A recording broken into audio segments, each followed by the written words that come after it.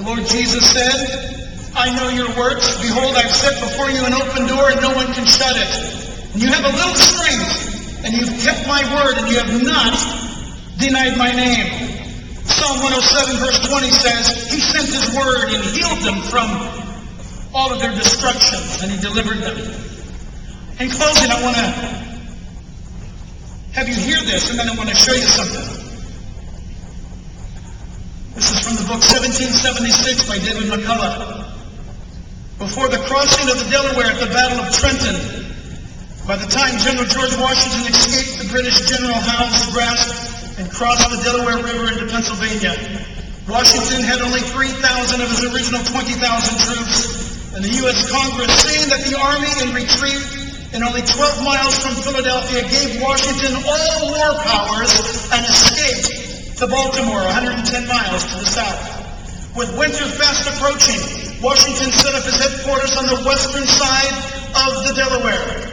British Commander William Howe made plans to settle into his winter quarters in New York, leaving his men positioned in numerous outposts of occupied New Jersey.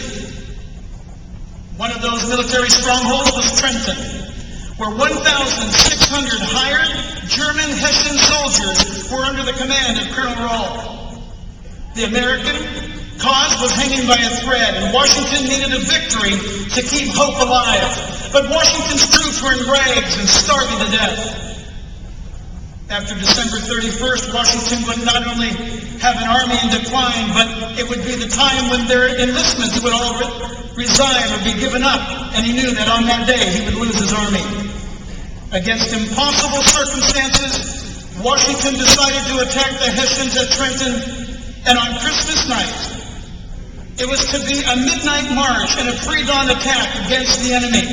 Absolute silence was ordered, which the statement read, quote, and no man shall quit his ranks, but on the pain of death.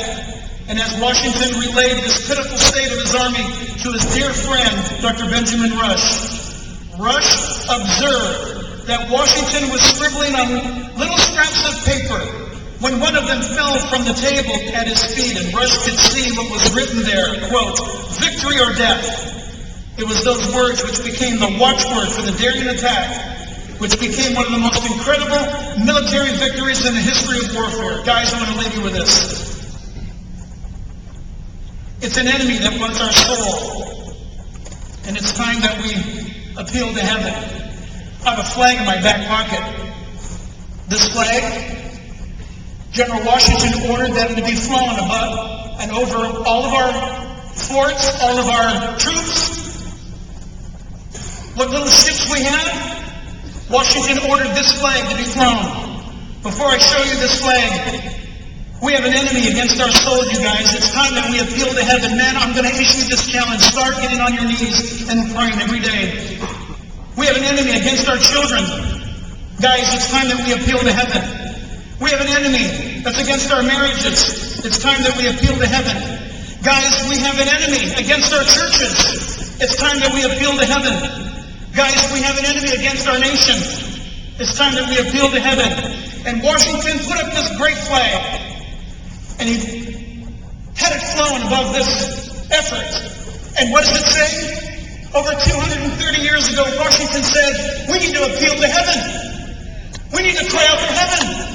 Like never before, guys, we need to cry out to heaven. The hour is late. Jesus is coming.